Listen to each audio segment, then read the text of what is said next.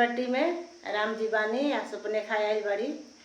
राम जी से का कहताड़ी सुपने खा गीत के माध्यम से आप लोग सुनी जा। अच्छा लगी तो लाइक शेयर सब्सक्राइब कर देव जा और कमेंट करे के न तो भुलाइब जा। कैसन गीत लागल और सब बताइब जा। लंका की नाश करा गई रे रावण की बहिनिया, लंका की नाश करा गई रे रावण की बहिनिया।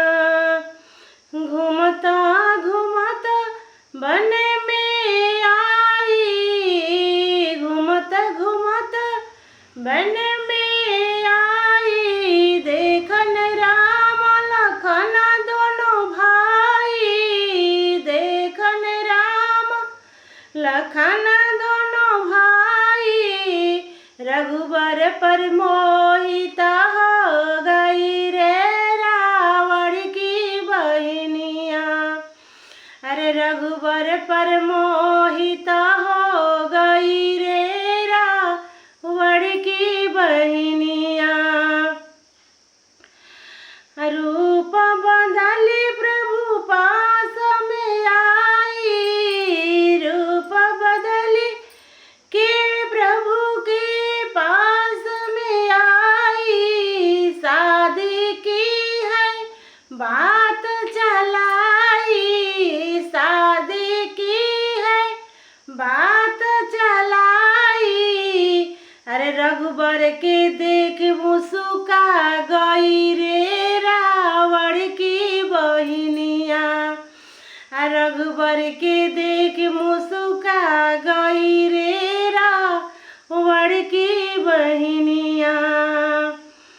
तुम जैसा पुरुष ना मेरी जैसी नारी, तुम जैसा पुरुष ना मेरी जैसी नारी।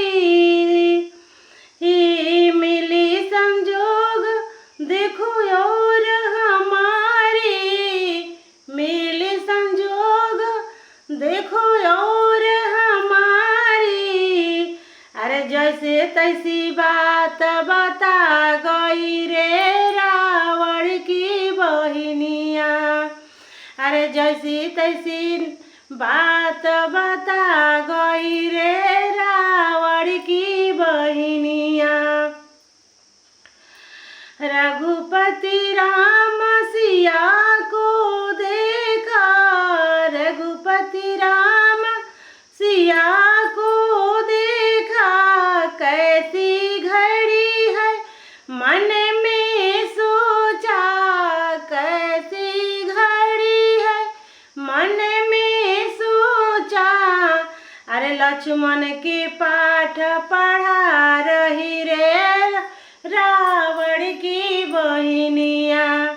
अरे लक्ष्मण के पाठ पढ़ा रही रे रावण की बहिनिया।